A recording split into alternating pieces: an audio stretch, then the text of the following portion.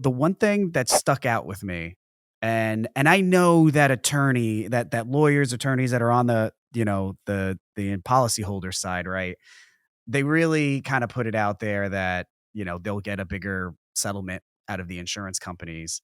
But the one thing that caught my eye as soon as I went to your Instagram is just you put flat out there, I help.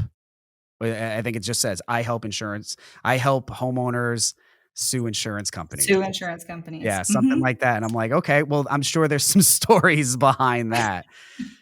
So I mean, being a part of like both sides, and even the position that I'm in as just an adjuster, it's at times it's shocking the difference in settlements from one adjuster's involvement on that initial inspection to what the claim actually ends up being. And sometimes, yeah, it's over 10, it's over 10 times the amount.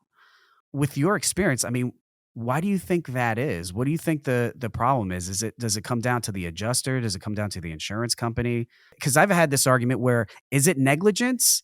Is it just educational negligence? Or is it outright unethical, willfully trying to screw a policyholder? What do you think the problem here is?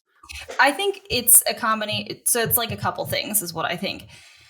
It's like education and marketing. So kind of like you said, where we have these people, homeowners. This is for any kind of insurance, really, but I'm going to apply it to what I know, homeowners, property insurance. Right. We have people who are marketed in a certain way where it's like, yeah, like get insurance and you're covered. You're covered for everything. You know what I mean? Like a good neighbor. Right. You're in good hands. All of this jazz about like how we're going to take care of you. But then on the back end, once it's actually time to put in a claim, repair damage, get paid out, it's like, well, actually, there's more to your There's a policy than catch. that. Yeah. There's certain exclusions. And like, yes, everybody gets a copy of their policy or should when they get their actual insurance, when you buy your house, when you get a new policy, when you get a new car, whatever. But nobody actually looks at that. Everyone looks at the deck page Right. in the front First and says, page. oh yeah, I'm covered. They just look at those Y's. They look at the total dollar amount for coverage A and say, oh, I'm good. I'm covered. But like there's 50 to 100 other pages back there that actually describe what is covered and what's not. Yeah. And nobody looks at that. So I have people that reach out to me and they'll be like, oh, I had no idea that wear and tear isn't covered, that long-term damage isn't covered. People think like, oh, well, I bought my house 20 years ago. It needs a new roof. I got to put an insurance claim in. Well, that's like insurance claim 101, not covered. Right. Right. So that's where there's a disconnect where people think, oh, I have insurance, I'm good, but they don't know what's actually in their policy. So education and marketing. And then I think the second thing is the litigiousness of our society specifically. So it's like a never take the first offer type deal because Right. it's not the best offer.